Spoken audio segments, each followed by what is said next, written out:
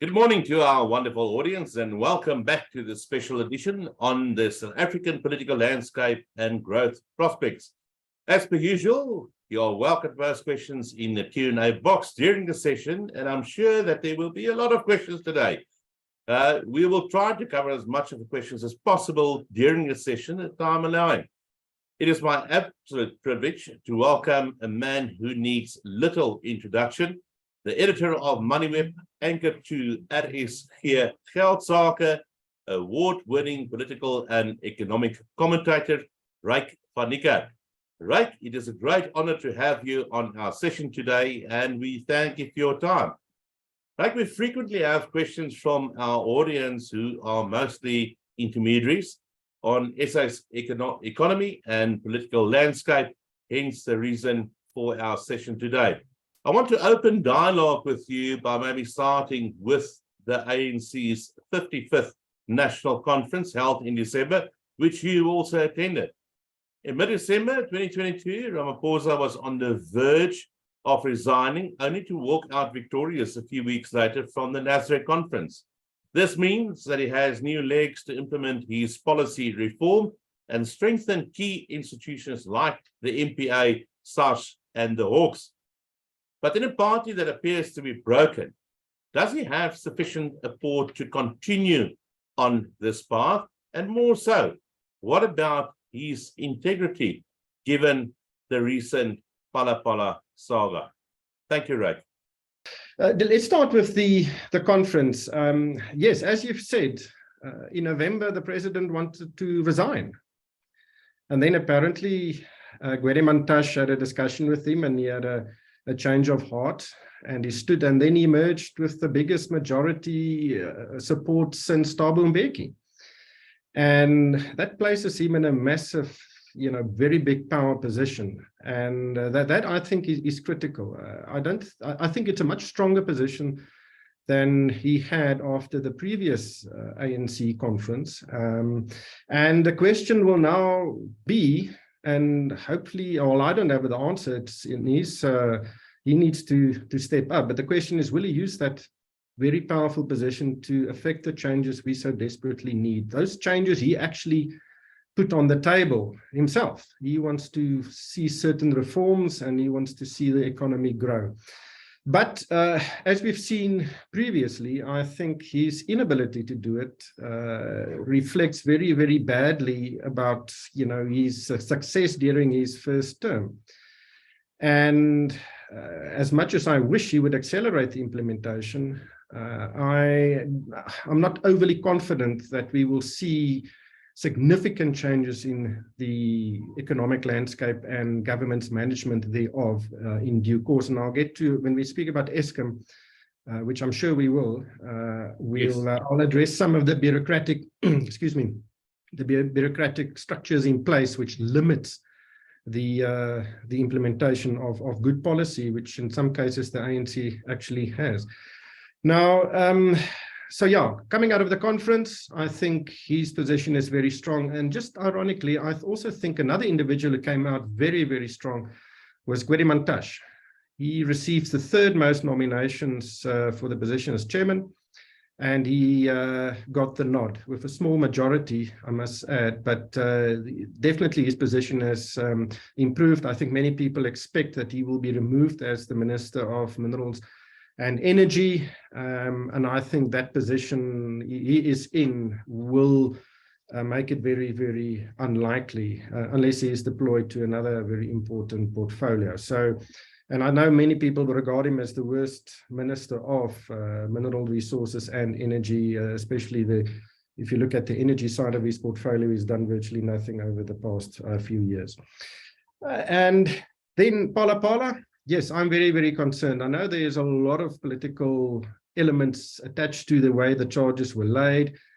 It forms part of the RET and the Ramaphosa faction fight. I don't know, and we'll probably talk about the RET faction a bit later. But I think where there's smoke, there's fire. And I think there's a lot of smoke, and he needs to come out and explain. And the investigation and the report that was compiled by the committee actually rejected his version of events. The ANC then protected him, but he needs to absolutely explain what happened there. And on the face value, at least from the report, it seems as if he acted very, number one, unethically, and number two, probably contravened several acts. And, you know, immediately just looking at the handling of the tax matters, you know, was VAT paid on that money? Was, you know, it wasn't declared to the Reserve Bank, the large amount of foreign currency. So I really think this has, you know, put some question marks over his head, maybe some clouds, and I don't know where that is going to go. I think the key would probably be what was that $580,000 for? And it's a very, very simple process to move animals from a farm to another farm. And yeah, you know, I saw some comments that at least he didn't steal from the public purse, but he needs to come clean and remove those clouds from his head. I don't think he will do it, so it will be a perpetual, I think, topic we will discuss going forward. Sorry, you got to ask the third question. No, that's absolutely fine. But I mean, if you translate it to Afrikaans, sy geld was eintlik in die bank gewees, so dis okay. Yeah. Well, excuse for that pun. Staying to something like let's stick with Gwedimantashe and you know, the overall top 7, the new structure of the ANC. I mean, in a recent interview with Gwedimantashe, he stated that, and I'll quote, "Eskom was not given to me by the president." I mean, hell, this is not part of his portfolio. So it's all to think, you know, where is going to go, and we're going to get back to Eskom. But I want to focus on the political willingness of the new heads of ANC and where they're going to take this country. And I mean, on Gwedimantashe as well, I mean, I know for a fact that Eskom applied for a diesel license or acquisition license to get diesel. It was declined by Gwedimantashe in his office, you know, and there's a lot of speculation behind that as to why. You know, is there just more corruption in the ANC, or where's the ANC going, and where's Ramaphosa steering the ANC to? Yeah, you know, I think it ties back to your first comment that you think the ANC is broken. I think there's political will. I really do. I think the president wants to fix the power problem in South Africa and other issues. Transnet is also a big example. And I think the ANC wants to do it. And I think there is a lot of goodwill flowing from the ANC towards the private sector because of the political will and the things, because the president says the right thing. So the problem is the implementation thereof. It's always been the problem with the ANC. Lots of plans, but no action. I think, you know, I think the example has been used many times. If making plans and talking and holding in Davos, you know, Olympic sports, we will win all the medals, but it is not coming to fruition. I just want to give an example regarding Eskom, because I think that relates to several other issues as well. There is an emergency plan where which government has announced to try and fix the problem. Now, the plan or the restructuring effort, the emergency plan is, or the Energy Crisis Committee as it's known, is based within the presidency.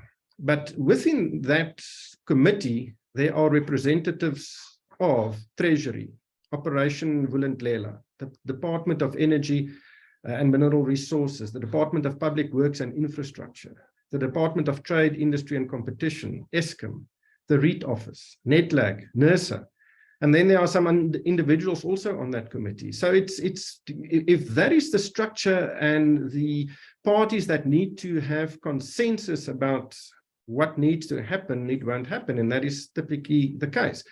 A recent example is the 5th round of the recent REIT program was supposed to be the wind round. 5,800 megawatts was supposed to be authorized, and bidders being announced to generate those, you know, to build those plants and to then generate 5,800. Only 870 was awarded. Not a single wind plant was authorized. And the reason for that was Eskom's network in the Eastern Cape just couldn't handle additional electricity supply. I spoke to Jan Oberholzer from Eskom last night, and he said, well, they were never asked whether they can do it or not. So the left hand doesn't know what the right hand is doing. And I think this type of bureaucracy is one of the key issues that needs to be addressed. Appoint a small team and take unpopular decisions and implement. You know, Eskom has burned 18 billion rands worth of diesel in its current financial year, which ends at the end of Feb. They need another 5 to 6 billion to keep those two that open cycle gas plants running. And I saw statistics from the CSIR that it cost around 5.5 rand per kilowatt hour to use diesel.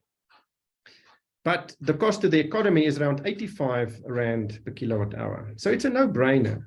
And National Treasury, I believe, is not willing to make available the funds. But I think that President should step in and say, listen, find the money, because the economy just cannot manage within this current environment. The short term, yes, but if we have a long-term scenario of phase 4 plus load shedding, that will flow through to the economy in a big way. And I believe we need leadership to affect those changes and take control of what needs to happen. Unfortunately, the president is not known for taking unpopular decisions. Yeah, definitely that. And I mean, if you look at Eskom, and we're gonna talk a lot more about Eskom today, because that's on top of mind of everybody, because everybody's struggling just to run business, to operate on a day-to-day basis. I mean, Eskom transferring 200 billion rand of their debt onto the state's balance sheet. But at the end of the day, it's the taxpayers that's going to have to pay for this. We had a massive windfall and a trade surplus over the past 2 years and good tax collections. But where is all this money going to come from to keep on funding it? Because I'm surely that windfall is not going to stay with us. But Jean, when was it first mentioned that the state should take over the debt? That was 3 years ago. Nothing has happened. 3 years ago, it was announced that Eskom should split in 3. Nothing Currently, happened. Still bickering, where will the money come from? Take over the money, put it on government's balance sheet. That is the only way to do it. Yes, it will change the fiscal position of the country, but it needs to happen. To just kick that kind of worms down the road is not going to solve the problem. There are talk of asking the PIC or the Employee Pension Fund to take over some of that debt. The GEPF has not even been approached about it.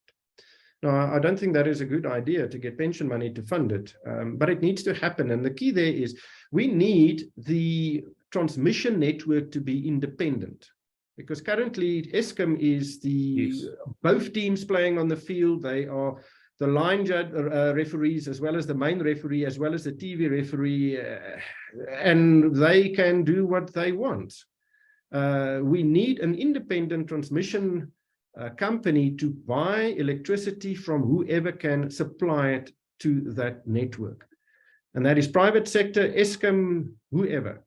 And that will also have a big impact on the price that network pays for it, because that network or that transmission network will pay the least amount of money for electricity. Then we will have competition, and we don't see these ridiculous 18.6% price hikes that has been approved now by Eskom. And that needs to happen. It needs to happen now. But there's been very little movement on that. And the reason given by the presidency is that, and other commentators, has been that, we don't know what to do with the debt. And the time has come to deal with it. Exactly. And I mean, Ryk, a question from the audience that I mentioned earlier, Eskom can't secure their own license to procure diesel, so they're paying, normal retail tariffs for diesel, which is absolutely absurd. But a question from the audience member, how is Eskom paying for all this diesel? Because it's humongous amounts. Well, they don't have it. That's why we are in phase 4 and 5 and 6 sometimes, because those generators burn diesel, as I've said, 7.50 rand per kilowatt hour. Eskom does not have the money. They need assistance from government, and government already assists Eskom to the tune of about 60 billion rand a year. So they want that in addition to it, and it's not made available. And So yeah, again, I believe that money should be made available because the damage to the economy is exponential to the cost of that diesel. Yeah, Ryk, I know you've done some research on alternative power sources, and you see the man in the street running to solar. A lot of people implementing it, but it's costing a fortune. Private sector, and small business operation also going to alternative sources, and I think it's more sensible for them. But do you have rough estimates as to what that contribution or the spending is on alternative forms of power by the private sector, and this is ramping up, and can this make a difference? I went into a China mall over the weekend, and there were 8 small stalls selling solar panels, 8 in one China mall in Joburg. And it is just phenomenal. Obviously, there is maybe not the best quality of solar panels, but they are available. But I analyzed some of the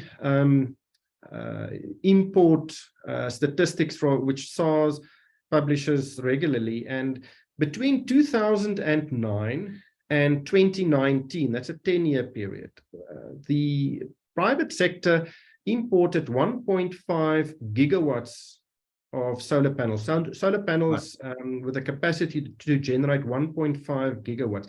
Now, this is not the big solar plants appointed by or been licensed to produce electricity and supply to Eskom. This is private sector, people putting solar panels on their roofs, small businesses, and not the big projects. 1.5 gigawatts in 10 years. Yeah. Now, in 2020, there was 800 megawatts of capacity imported. The same in 2021. Remember, that was part of the COVID lockdowns. There were issues with supply chains and the like. Last year, 2022, 4.5 gigawatts of solar panels for domestic use were imported. And I'm sure that number will grow. So what that tells us that the private sector and households and the like are trying to reduce their dependence on Eskom.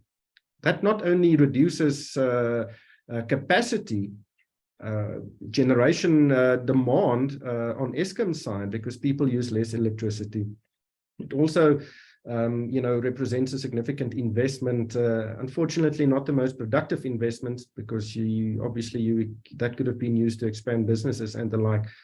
But that is a very, very clear trend. The private sector is trying to get, to reduce their dependence on Eskom, and this will continue. And the moment these panels are starting to be connected to the Eskom grid, as is mooted, it already happens in Cape Town, it will also start to solve some of the problems we have.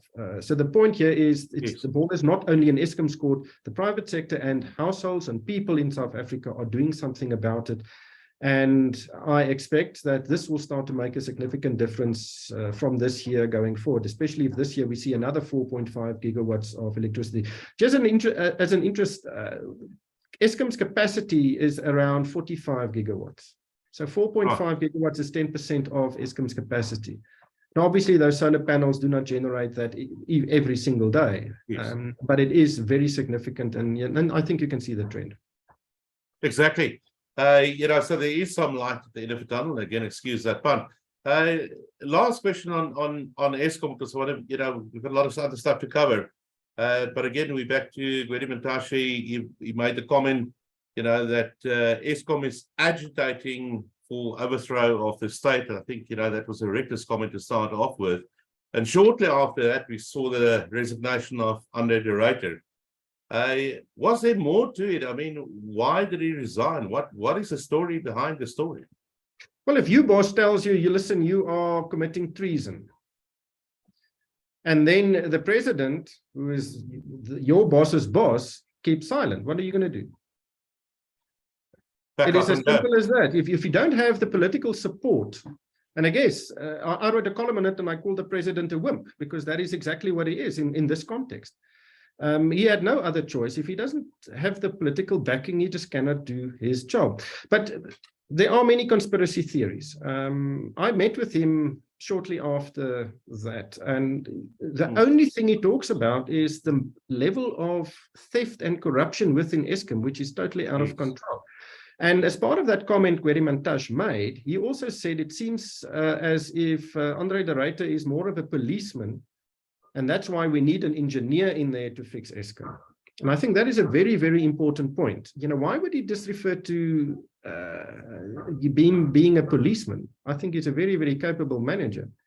And I don't think you need to be engineer to run Eskom. But I think that is critical from a public platform. The writer has also said that, you know, you prefer solar power over coal-generated electricity because it can't be stolen. And I think we should not estimate the impact still of corruption within Eskom. And nobody wants to answer the question formally or on the record at least of what is the impact of corruption on load shedding. But I think it could be more significant than we think. Yeah, but I mean, if corruption gets endorsed, I mean, take Palapala, then use the rest of the country, stop the rest of the country from plundering everything, you know, that comes their way. And I think it almost speaks to the grain of society and the decay it's in. You know, so where is this going to end? It's not just a government thing anymore. It's society as a whole that's almost decaying. Yeah, but an important point, which is positive, on Sunday there was a marathon press conference hosted by Eskom, and somebody asked him, one of the journalists asked him, what about corruption? And he said there has been quite significant movement from the National Prosecuting Authority and the Hawks, and they have actually dedicated a team to try and reduce the corruption within Eskom at the moment. That hasn't happened before. And it's a designated team. They will spend 100% of their time to investigate that. And there has been some progress regarding, you know, combating crime and theft within Eskom. So hopefully this will accelerate that process and, you know, flow through to reduced load shedding. And I mean, unfortunately, I mean, there's a lot of progress being made by the MP8 and prosecutions, but that doesn't get published on the first page of papers because it's not sensational. But there are good work being done. And like I mentioned in my introduction as well, you know, hopefully Ramaphosa can continue with that policy reform and keep on reinforcing those units. And like you mentioned now as well, special units within the Hawks. And let's see where it goes. Maybe stepping off Eskom, like I said, we're not going to solve the problems here, but let's talk about the road to 2024 elections and the ANC, and maybe not as much as exactly what's happening to the ANC, but what about opposition parties and overall leadership in the country? You know, are there strong leadership if we were to try and look to something else but the ANC? That is also a very good question. And I think most of the, if not all of the political parties, especially the bigger parties, they are missing a massive opportunity to take votes from the ANC. Let's start with the DA. I think the DA is really, really doing excellent work in the Western Cape. They've proven that they can run municipalities and metros. It's a prosperous province. I think they do really a lot for business, the private sector. And if you've been there recently, you don't see potholes, you don't see trash on the streets. When there's load shedding, you see officials directing the traffic. That is my experience at least. So it works there. But it doesn't work in Joburg. It doesn't work in Tshwane. It doesn't work in Ekurhuleni, where they are also in power. So there is a big difference between the efficiencies of the DA's management of the Western Cape and the northern provinces. And people are seeing that. I know in my circle of friends, and I've seen it in polls, there is a movement away from the DA towards Action SA. And I think that is a critical point. The DA needs to show people in Johannesburg and Pretoria that they are making a difference. And here under the DA leadership, we see a very adverse audit opinion in Tshwane, which I think is absolutely scandalous. And the political leadership did exactly what the ANC leadership did in the past. Listen, the accountant told us everything was okay. When the auditor general comes along, and to be slapped with an adverse audit opinion, I think, is a scandal. And an adverse audit opinion is a very, very negative one. It basically says that the financial statements of the Metro is not worth the paper it's written on. So the DA has challenges, especially in the north, and one of the reasons is I think Helen Zille interferes too much with the interaction and the negotiations of those local governments. That's something the DA needs to address. The EFF is an interesting one. They are currently a small party, relative, the third biggest party in the country, but they're not growing as much. We've seen several local government elections in the past where we've seen a decline in the support for the ANC and some increases for especially the EFF. But you need to remember that those elections the voter turnout is very, very low. And the moment you see ANC supporters staying away, the proportional system increases the support for the other parties. So I think we will need to wait for the national election to see exactly what is going on. Again, I think the EFF support could be very regional, focused on Limpopo, and we will have to see what happens there. I think they make a lot of noise. The fact that they are not running a local authority is a problem for them because they cannot show that they are actually capable of running something.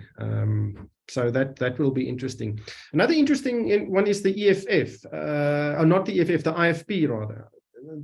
They have increased their, as this table shows, they've increased their support, not significantly, but there is an increase. And this is relevant because their support, or the increase in support, comes from the ANC. It's actually the only party that is able to attract ANC voters. And I think the next election will be not critical, but it will be very interesting to see that if we see the significant decline in ANC support, which many people expect, how much of that goes to the IFP. But as you can see from this table, the local government elections, the support for the ANC is always lower than the national elections, the same with the DA. Therefore, I think many people are even mentioning a sub 40% support for the ANC. I think that is very, very unlikely. And currently the ANC is sitting at 57.5. If you take the trend and you regard it as linear, yeah, the ANC should come in at around 50%, maybe slightly lower. The key here is if the ANC gets 50%, nothing changes. They will remain in power and be able to do what they can do with their current 57%. So it's critical that the ANC drops below 50% if to ensure that there is some change happening within the political landscape in South Africa. I've seen, I think it's very, very difficult to actually predict what the support of the ANC will be. But I believe it will come in at around 48%. And that creates some scenarios which I can speak to a bit later. The question will be, what will the DA and Action SA achieve? Because I think the political mandates are pretty similar. Yeah, it will be interesting to see where the lost support for the ANC goes. And in many ways, I think the lack of support will come from people staying away from the ballot box. Remember that the bulk of the ANC's support comes from rural areas. Yes. And rural areas are they have their municipalities and local governments which performs the worst. So although it may seem logical that poor service delivery will result in reduced support, it doesn't seem the case in the ANC stronghold areas. And that may also have an impact.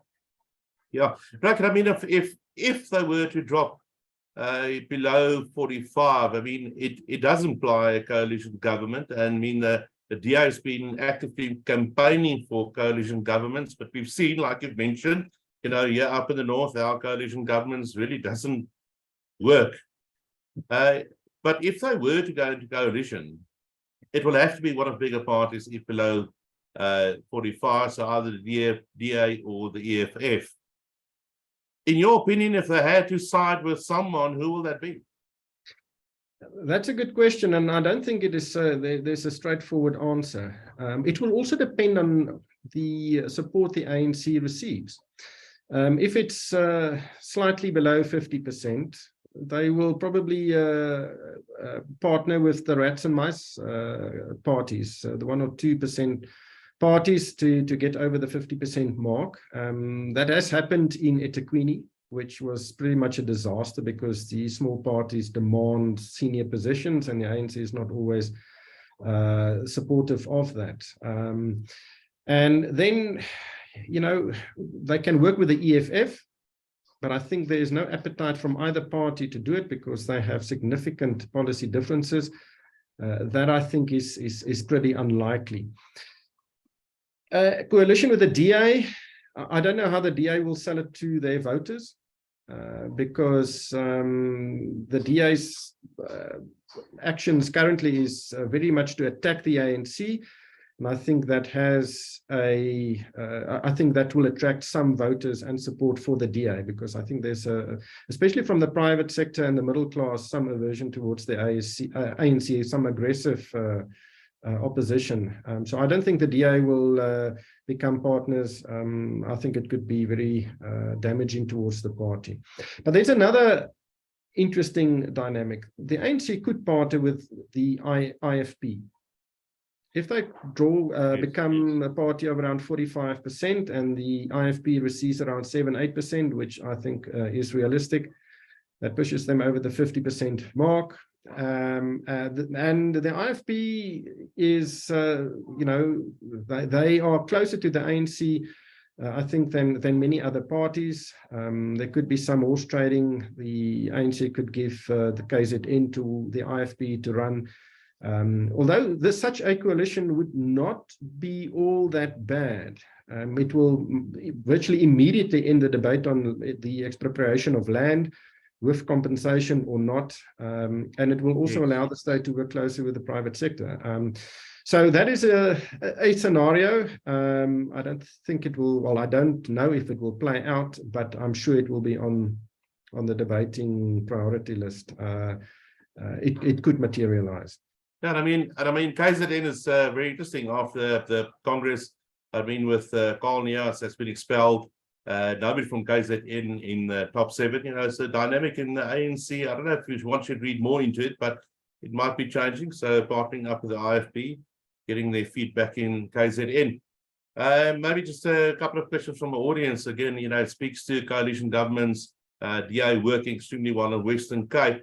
But if you look at what's happening in Tshwane and Gauteng, it's really not working. Is it not just because they inherited a can of worms from the ANC, or does it speak to a lack of leadership in the DA? Well, lack of leadership, I think that's one of our key problems. Absolutely, and we need to, that needs to be addressed. And I think the president needs to, you know, pull his pants up and start doing it.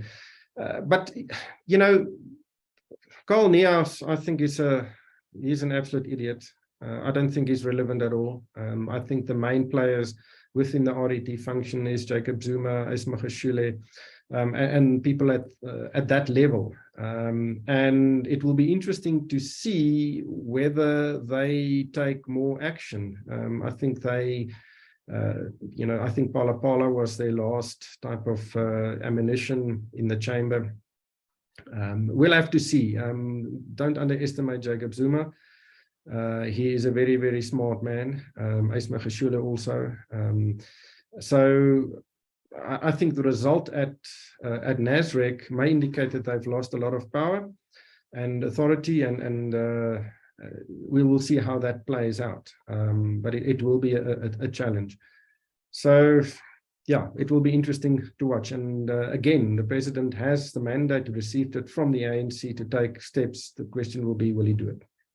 And I mean, exactly that. If you look at Zuma being a smart man, this criminal case against Ramaphosa, is this again an attempt to get rid of Ramaphosa, because if a criminal case sticks, they have to enforce a step-aside rule and get rid of him. Is that what they're still trying to do?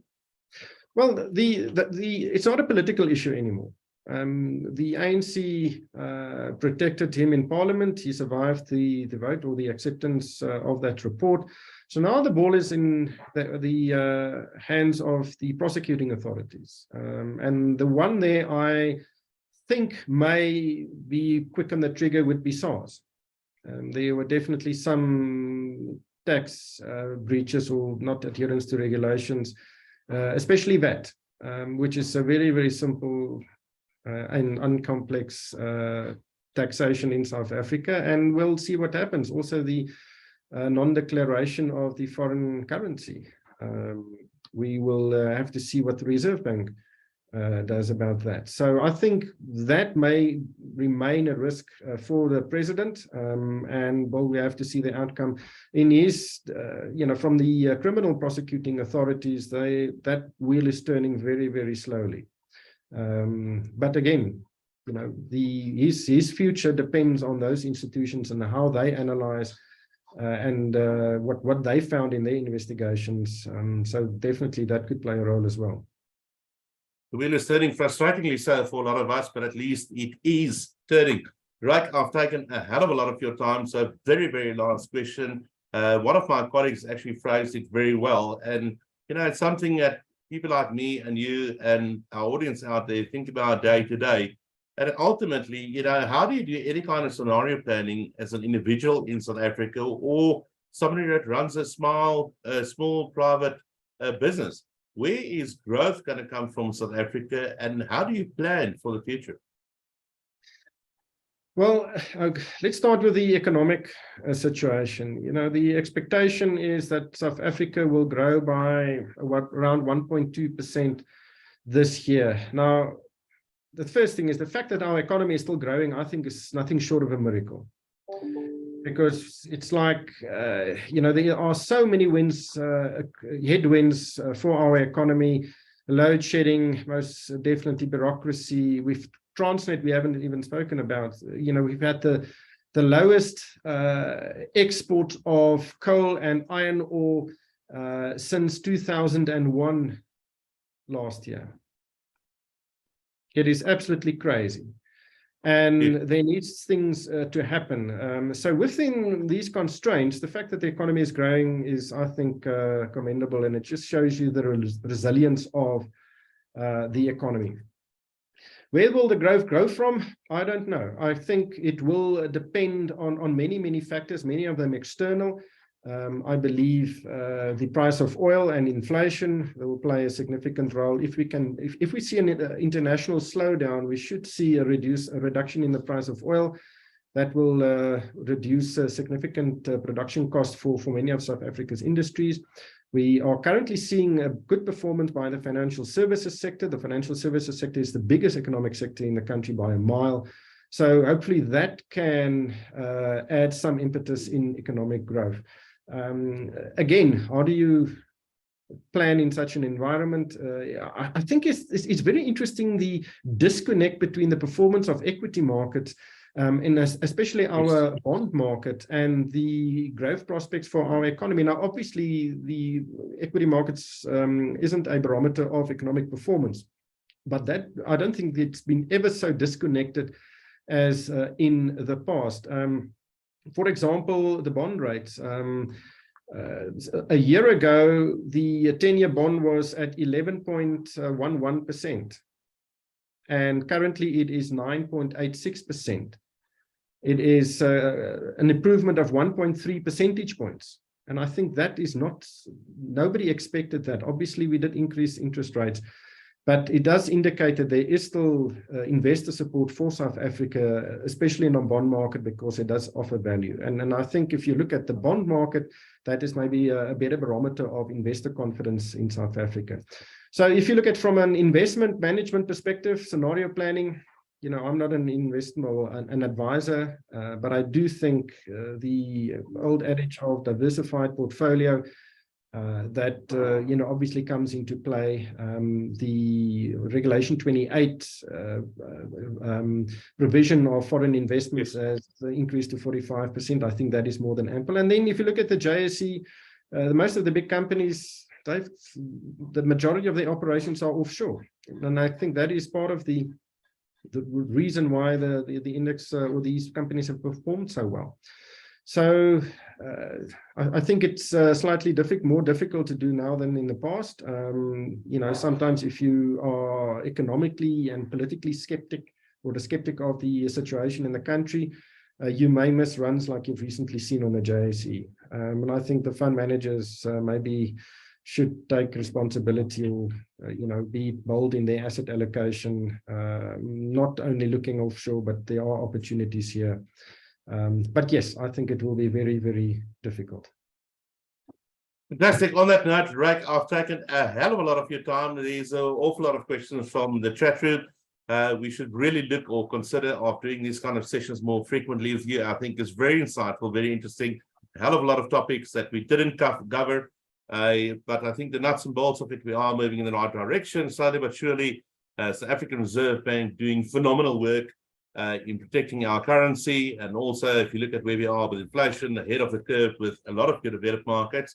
And some of the things we are going to discuss tomorrow as well with 361 tomorrow morning at 8:30 is things like China reopening and what that means for emerging markets in places like SA, and that can very well contribute to our continued success amidst very challenging and enduring times. And South Africans are resilient, and our audience out there, financial planners, thank you for the good work you're doing with clients as well. You really contribute to our overall economy and the wellness of South Africans. Ryk, again from a BCI team. Can I make a last point? Yes. I think the discussion has been pretty negative and anti-ANC.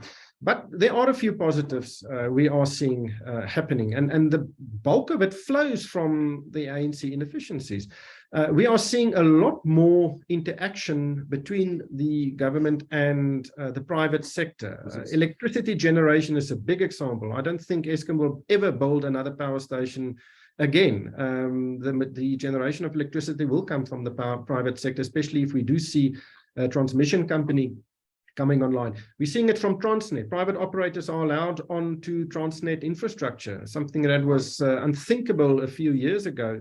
The rules of engagement doesn't seem to be very attractive for the private sector, but that will change most definitely. We saw Portnet imply private sector contractors to increase efficiencies at harbors, and the international companies or the companies who will get those contracts will have an equity stake in those projects. The same with Petro SA. Excuse me.